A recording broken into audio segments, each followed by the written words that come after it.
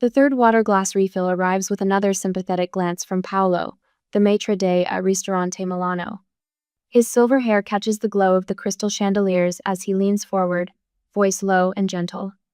"Perhaps another few minutes, Miss Bennet?" I smooth my dress for the 100th time, fingers catching on the unfamiliar satin. The price tag had made me wince, but 4 years together seemed worth the splurge. "Yes, please. I'm sure he's just caught in traffic." Paolo's kind eyes flicked to the wrapped box beside my half-empty bread plate. The vintage watch inside had emptied my savings, but Derek mentioned loving these old timepieces months ago. I've learned to listen when he drops hints about gifts. The door chimes. My heart leaps, then sinks as an elderly couple shuffles past. 6:30 has stretched into 7, then past 8. Each time the door opens, my spine straightens, hoping. Each time it isn't him, I shrink a little smaller in the massive leather booth. A burst of laughter shatters the restaurant's quiet ambiance. My stomach clenches before I even turn around. I know that laugh. "See? Told you she'd still be here." Loyal like a Labrador. Derek's voice carries across the dining room, followed by deeper chuckles from the 3 men trailing behind him. I recognize them from his softball league, the ones who always seem to need temporary loans. Heat crawls up my neck as other diners turn to stare. A woman in pearls quickly looks away when our eyes meet. Her husband whispers something, shaking his head. Derek drops into the booth, designer jacket reeking of cigarettes. She pays the bills and still shows up. That's why I keep her. He grins at his friends, who snicker as they pull up chairs. The screech of chair legs against hardwood makes an older couple at the next table wince. I thought. My voice comes out small. I clear my throat, try again. I thought we were celebrating our anniversary, just us. "And Miss Boys Night? Come on, babe, you know Thursdays are for the crew." Derek flags down Paolo, pointing at me. "She'll get the wine list." "The good stuff, right, honey? Since you're already dressed up and all." His eyes rake over my dress, lips curling. "They'll maybe lay off the breadbasket. That satin's pulling a little tight." The words hit like a slap. I think of the afternoons spent shopping, trying to find something perfect. The extra shifts I picked up to afford it. The hours I spent getting ready, thinking he'd appreciate the effort. A flash of 4 years ago surfaces. My first week in Milwaukee after Mom died. The broken light fixture, the handsome electrician who showed up to fix it. His gentle questions about why I was crying. The coffee dates where he listened, really listened, to my dreams of going back to school, starting my own business someday. When had that man disappeared? Or had he ever really existed? Other memories filter through, ones I've pushed away. His emergency move, in 6 months after we met, when his roommate supposedly stopped paying rent. My hesitation, silenced by his reminder that I needed someone to look after me now that Mom was gone. The first borrowed car payment. His cutting comments when I mentioned my dwindling savings. The way my friends stopped visiting after he made them uncomfortable one too many times. Paolo appears with wine menus. I close mine without opening it. "Just the wine tab, please." My voice comes out steadier than I expect. I reach for my purse. Derek's hand clamps around my wrist. "So sensitive. We're celebrating." I look at his fingers pressed into my skin, then at his face. Something shifts inside me, like a key turning in a lock. "I have a work emergency." I stand, shoulders straight. "Enjoy your evening." "Marcy, sit down. You're making a scene." His grip tightens. I gently but firmly remove his hand. "No, Derek, you already did that." Paolo materializes with my coat, helping me into it with a slight bow. As I walk toward the door, I catch my reflection in the windows. For a moment, I barely recognize the woman staring back at me. Her eyes hold something I haven't seen in years. Dignity. Behind me, Derek's voice rises. "See what I put up with? Drama queen, am I right?" But I'm already pushing through the door into the cool Milwaukee night, leaving the wrapped vintage watch on the table behind me. He never did appreciate gifts anyway. Through the window, I see Paolo discreetly sliding the wine list in front of Derek. I know exactly what he'll order, the most expensive bottle, because someone else is paying. But for the first time in 4 years, that someone won't be me. 20 minutes later, the streetlights blur through Denise's car window, each one casting shadows across my lap. I haven't spoken since she picked me up outside Ristorante Milano. Haven't needed to. The tissue box appeared on my knee the moment I slid into the passenger seat, but my eyes stayed dry. I ordered your favorite from Giovanni's, Denise says, her voice pitched low like she's talking to a spooked cat. That tortellini soup you used to get before. The words hang there. Before Derek complained about the garlic. Before he insisted Giovanni's prices were ridiculous when I could just heat up canned soup at home. My fingers traced the edge of the tissue box. When did I become so small? Denise's knuckles whiten on the steering wheel. She bites back whatever she's been wanting to say these past 3 years. Instead, she asks, "What do you need right now?" A laugh bubbles up, sharp and foreign in my throat. I think. The truth clicks into place like a key turning. I think I've been taking care of a child, not building a life with a partner. Denise snorts, and suddenly we're both laughing real laughter that shakes the tears loose. Except children eventually grow up, she wheezes, and I laugh harder because it hurts less than crying. At my home, the kitchen table swims into focus at 3 in the morning. Bank statements spread before me like tarot cards telling a future I should have seen coming. My reading glasses slip down my nose as I squint at the numbers, calculator clicking steadily. $17,432 in car payments for a vehicle I've never driven. $24,890 in rent, since he moved in with that story about his roommate. $9,675 in emergency cash that always seemed to coincide with his softball league dues or new gaming equipment. The paper cuts sting as I sort through credit card applications all bearing the address we share. My signature loops across cosigner lines I never signed. The longer I look, the more patterns emerge. Each crisis timed perfectly with my payday. Each promise to repay coming right before he needed something else. My phone buzzes. Another angry voicemail joins the folder I've unconsciously labeled evidence. My thumb hovers over the play button, but I already know what I'll hear. The same threats wrapped in concern. The same guilt wrapped in love. Dawn paints shadows across our 2-bedroom apartment as I walk from room to room. The contrast slaps me awake harder than any coffee could. My bedroom, a twin bed with sheets from Goodwill, one lamp missing its shade because we'll get you a new one soon. A closet half empty since he needed space for his winter coats. His room. 3 gaming monitors casting their glow across designer clothes still bearing tags. Empty bottles tucked behind stacks of shoeboxes, always his preferred brands, always paid for with money I loaned him for job interviews. The refrigerator door swings open. His organic almond milk, his imported cheese, his craft beer. Nothing I would choose for myself. Nothing I even like.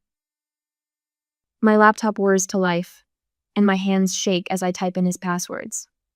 How many times had I logged into his accounts to make those car payments? How many job applications had I helped him polish, each one requiring his login information? The emails load, messages to friends about his sugar mama and her gullible nature. Plans for boys' nights funded by the money I thought was going toward our future. Jokes about how easy it is to make me feel guilty when I question his spending. The teacup warms my palms as I sit at my kitchen table. Morning sun catches the hearts I drew around today's date on the calendar. 4 years. The paper trembles as I pick up my pen, but my handwriting stays steady as I begin my list. Step 1. Call bank about reversing last car payment. Step 2. Document unauthorized credit applications. Step 3. Change all passwords. Step 4. Contact credit bureaus. Step 5. Pack his things. No drama. No screaming matches or revenge plots. Just quiet, methodical steps toward freedom.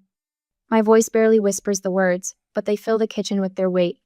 No more chaos, no drama, just dignity. The calculator clicks one final time.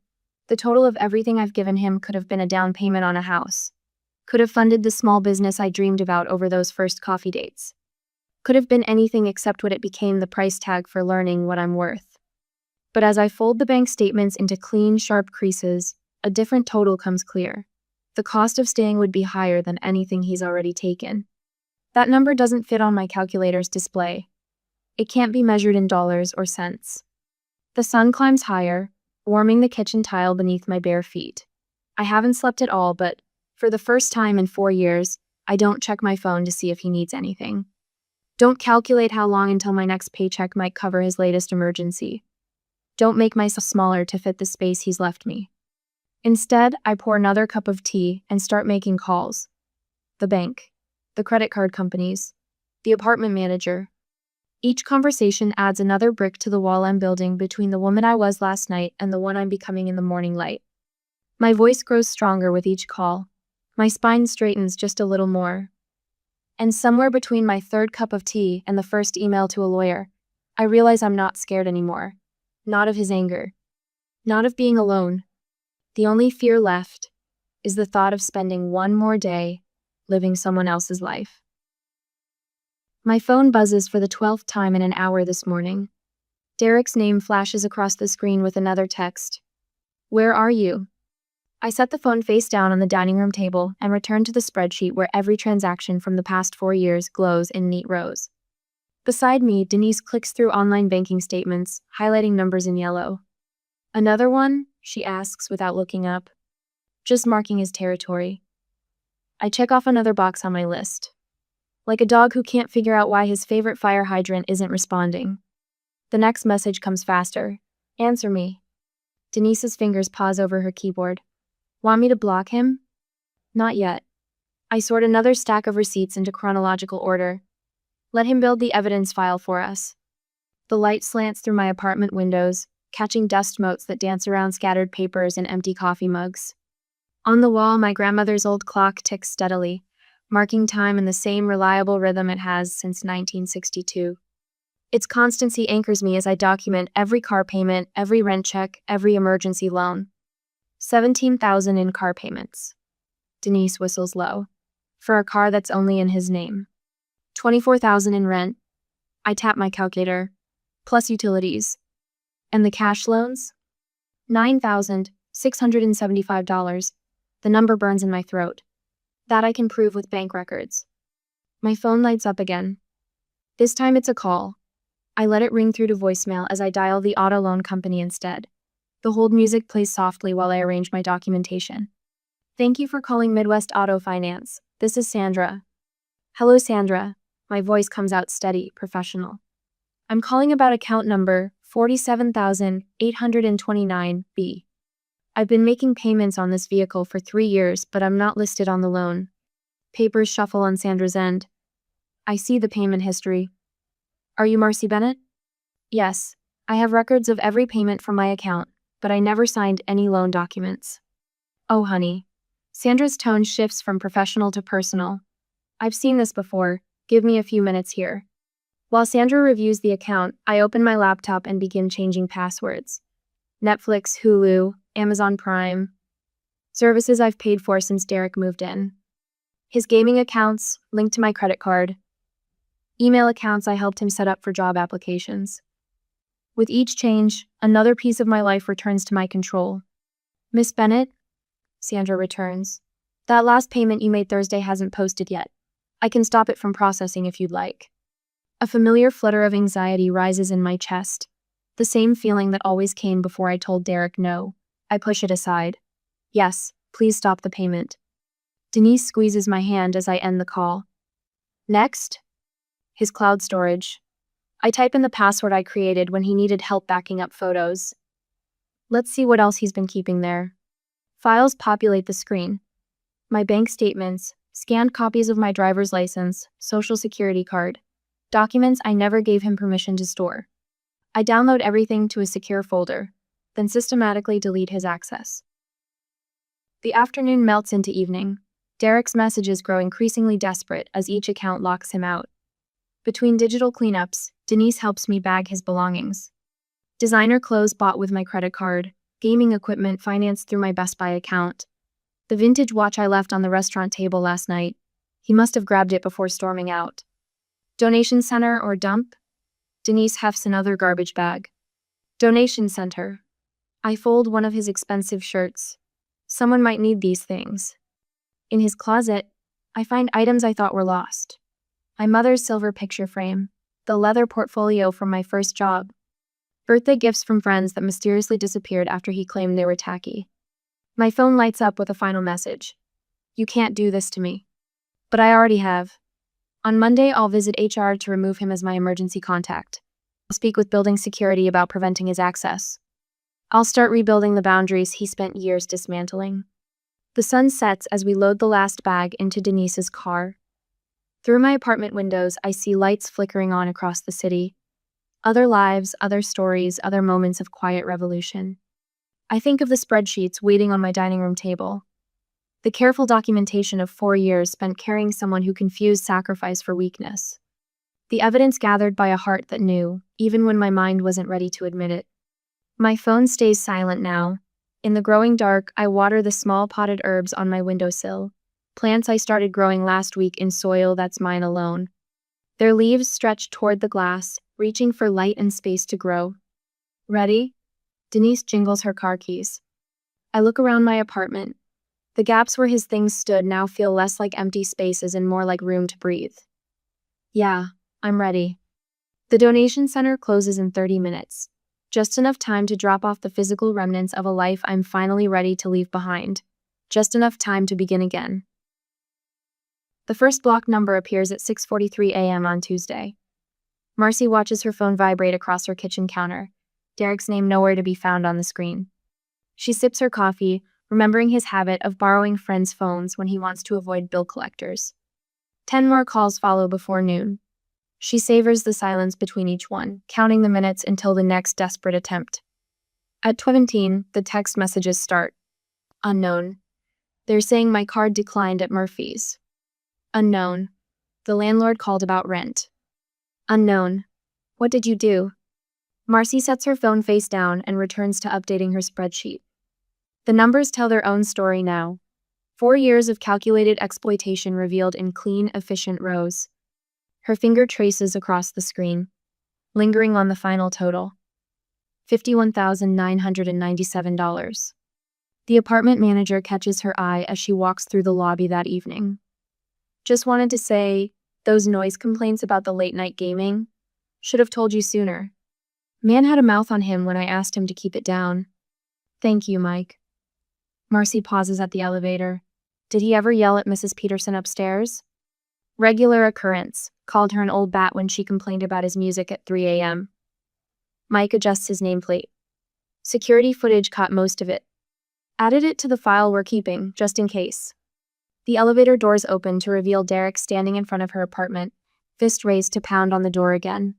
Their eyes meet. His designer jacket looks rumpled, his carefully styled hair disheveled. You changed the locks? His voice cracks. I live here. The notice on the door explains everything. Marcy gestures to the legal document taped beside the handle. Your name was never on the lease. Where am I supposed to go? Your parents offered their spare room. I'm not living with them. They're impossible. He runs his hands through his hair. You know how they treat me. No. Marcy unlocks her door, careful to block the entrance with her body. I know how they offered to help if you agree to counseling. That's not the same thing. The slam of his fist against the wall echoes through the hallway. Mrs. Peterson's door cracks open above, then quickly shuts. Marcy imagines Mike downstairs, adding another clip to that security file. You've ruined everything, Derek's voice rises. My car payment bounced. They're saying they'll repossess. The payment I made every month for 2 years? Marcy keeps her tone neutral. Yes, I canceled the last one, still pending, thankfully. You can't. I can, I did. She steps inside. The bank was very interested in how those payments never appeared on my credit report, despite coming from my account. Apparently, that's a red flag. The door closes on his reply. Marcy leans against it, listening to his footsteps fade toward the stairwell.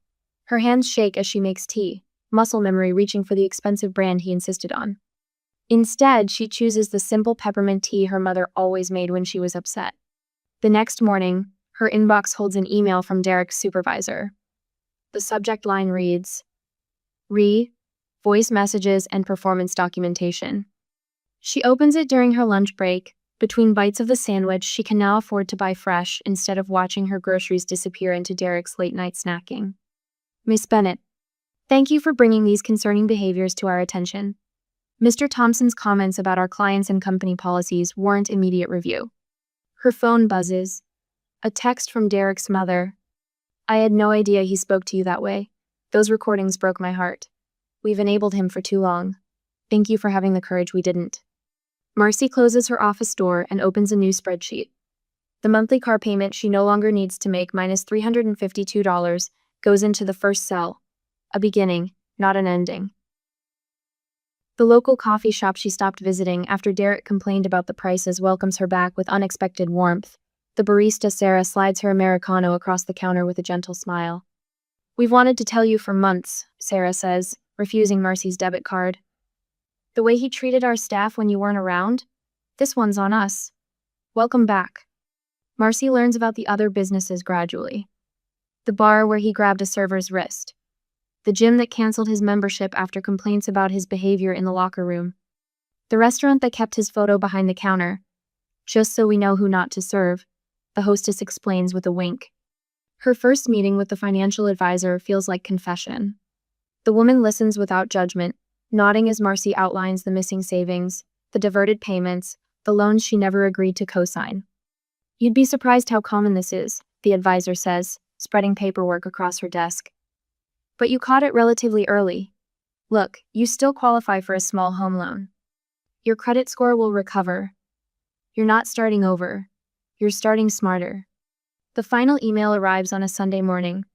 Marcy reads it on her balcony, morning sun warming her shoulders through a robe she bought herself, just because she liked the color. "I'm sleeping in my car. This is your fault. You've left me homeless and penniless. I hope you're happy with yourself." The reply from his mother arrives moments later when Marcy forwards the message. "He refused our spare room again this morning. Said our rules were beneath him. The counselor we found has an opening Tuesday." Marcy blocks 3 numbers before lunch. Derek's friends text through Instagram instead, their messages shifting from accusations to admissions. "He told us you stole everything. But that doesn't match what we've learned. Sorry we never said anything." His final message comes through an unfamiliar email address at midnight. "I know what you did. I can make this public." Marcy closes her laptop, remembers the folder of evidence she provided his employer, his parents, his creditors. So many years of saving things just in case, while her heart knew what her mind refused to admit. Her response requires only one word: truth. She sleeps through the night for the first time in years. A week later, glass walls rise around me in the insurance company lobby, morning light streaming through in golden rectangles. My heels click steady rhythms against marble as I cross to the elevator bank. 3 steps from the doors, his voice shatters the quiet. "You think you can just ghost me after everything I did for you?" My pulse jumps, but my stride doesn't falter. Security guards Thomas and Jim move from their desk with practiced calm, exactly as we discussed last week. They position themselves between Derek and the elevator bank where I stand. "Sir, this is private property," Thomas says, his voice carrying the weight of 30 years on the force. "Private property?" Derek's laugh bounces off glass and marble. "That's my woman you're blocking me from. Tell them, Marcy. Tell them who I am." I turn, shoulders straight, and meet his eyes. "I'm not your anything, Derek." 4 years, his voice rises, drawing attention from colleagues arriving for work. 4 years I took care of you after your mom died. You'd be nothing without me." The old Marcy would have hunched her shoulders, tried to disappear. But that Marcy died in an Italian restaurant 3 months ago. "The only thing you took care of was spending my money." My voice carries, clear and calm. Around me, coworkers pause their morning routines, forming a loose barrier between us. Susan from accounting steps closer, coffee cup gripped like a weapon. Mark from IT angles his broad shoulders into Derek's line of sight. "You want to talk about money?" Derek's face flushes red. "How about the loans you took out in my name? The credit cards?" "Everything is documented." I slip my phone from my purse, thumb hovering over the record button. "Would you like me to forward the bank records showing every payment I made on your behalf? Or the texts where you asked for them?" His mouth opens, closes. Behind him, more colleagues gather, faces hard. They've heard his voice messages, seen the late-night texts. Sometimes the best revenge is simply letting someone's true nature show itself. "This isn't over," he spits, backing toward the doors. "You'll regret this." "No," I smile, feeling the slight dimple form in my right cheek. "I won't." The elevator arrives with a soft chime. As I step inside, Susan squeezes my arm. "Lunch later?" I nod, warmth spreading through my chest. The doors close on Derek's back. That afternoon, I sit across from Patricia Chen at Milwaukee Legal Aid, sliding a folder across her desk. I have everything documented. Bank statements, texts, voicemails, witnesses, to verbal threats. She opens the folder, scanning efficiently. 20 years of domestic cases have taught her what matters. This is extremely thorough. Most clients don't think to save evidence until it's too late. I didn't think either, not consciously, but some part of me knew. Her eyes soften. The heart knows before the head sometimes. Now, let's talk about that restraining order. With a perfect plan, we were ready for the courtroom. 2 weeks later, I stand in a courtroom, hand steady on the podium. The judge peers over reading glasses, reviewing my documentation. Miss Bennett, what outcome are you seeking here? I just want to be left alone. Simple truth carries its own power. The judge nods, signs the order. Behind me, Derek shifts in his seat, muttering under his breath. But the law speaks louder than his protests. Changes ripple outward like stones dropped in still water. His car disappears from the apartment complex parking lot, towed back to the dealership. The credit card companies close his accounts. His parents send a letter, not to me, but to him. They'll help, they write, but only if he agrees to counseling. I hear through the office grapevine that he's on probation at work. The recordings I send his boss weren't vindictive, just his own words about faking timesheets, sleeping through client calls. Sometimes the truth is the sharpest weapon. His friends drift away as the story spreads. No more softball games, no more boys' nights. The woman he started dating after me, Lana, posts cryptic warnings on social media after finding messages to other women on his phone. His landlord requires a cosigner for his new lease. No one steps forward. A week after the trial, I'm sorting mail in my building's lobby when his shadow falls across the tile. My heart pounds, but my voice stays level. You're violating the restraining order. I've lost everything, his voice cracks. You have to help me. You're the only one who ever really cared. No, I close my mailbox, turn to face him. I'm the only one who ever let you take advantage of that care. His hand reaches for my arm, then drops as I step back. Please, I'll change. I'll do better. I gave you everything I had. The words come soft but clear. Now I'm giving myself the same generosity. I walk past him to the stairs, keys clutched tight. His voice follows me. You can't just leave me with nothing. I pause, one foot on the bottom step. This to yourself, Derek. All of it. The stairwell door closes behind me with a quiet click. Through the wire-reinforced window, I see him standing motionless in the lobby, staring at the space where I stood. Understanding finally dawns in his eyes, not just what he lost, but that he was the one who threw it away.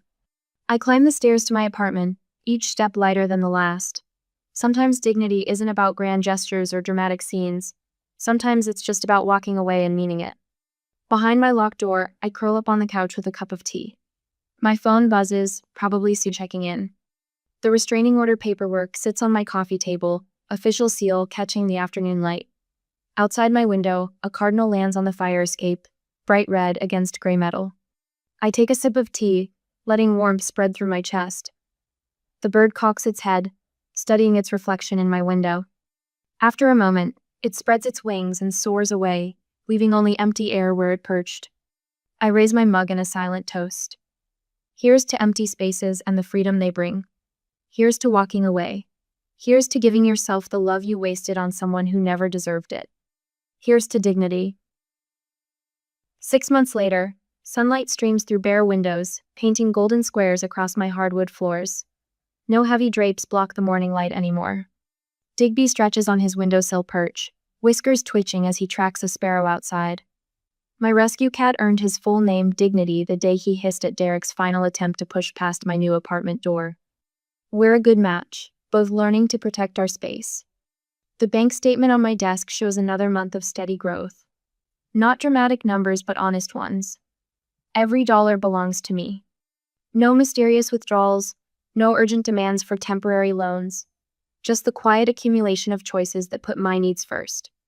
Travel brochures scatter across my desk: weekend trips to Door County, a kayaking adventure in the Apostle Islands, cooking classes in Chicago. The kinds of dreams Derek called wasteful. My fingers trace the glossy photo of Oregon's Cannon Beach. I've already booked my flight. My shoulders drop naturally now when I walk through my apartment. The tension that lived between my shoulder blades for 4 years has melted away, replaced by a lightness I'd forgotten could exist. Even my breathing comes easier in this space that's wholly mine. Thursday evenings mean dinner with Denise and our growing circle of friends. Real friends who celebrate my successes and listen without judgment when I need to process another layer of healing. Last week, I brought my famous apple pie recipe Derek claimed was showing off. Sarah asked for the recipe. Beth took seconds. No one made me feel small for enjoying the simple pleasure of feeding people I love. My financial recovery group meets Tuesday nights in a warm church basement that smells of coffee and hope. I'm not the newest member anymore. Sometimes I share the spreadsheet system I developed for rebuilding my savings. Sometimes I just listen. The mentor from my bank, Linda, joined us last month as a guest speaker. She winked at me when describing how to document financial abuse. My careful records have become a template for others finding their way back to stability. The promotion caught me off guard last month. Your focus has improved dramatically, my supervisor said. We need your eye for detail on the Anderson account. I didn't realize anyone had noticed the change in me, but my colleagues seek me out now, value my input. Next week I fly to Denver, my first business trip representing the company at a regional conference. My new pantsuit hangs ready in the closet, tailored to fit perfectly. The community garden plot wasn't available until spring, but winter gave me time to plan. My mother's old gardening books fill a shelf now, their pages marked with sticky notes.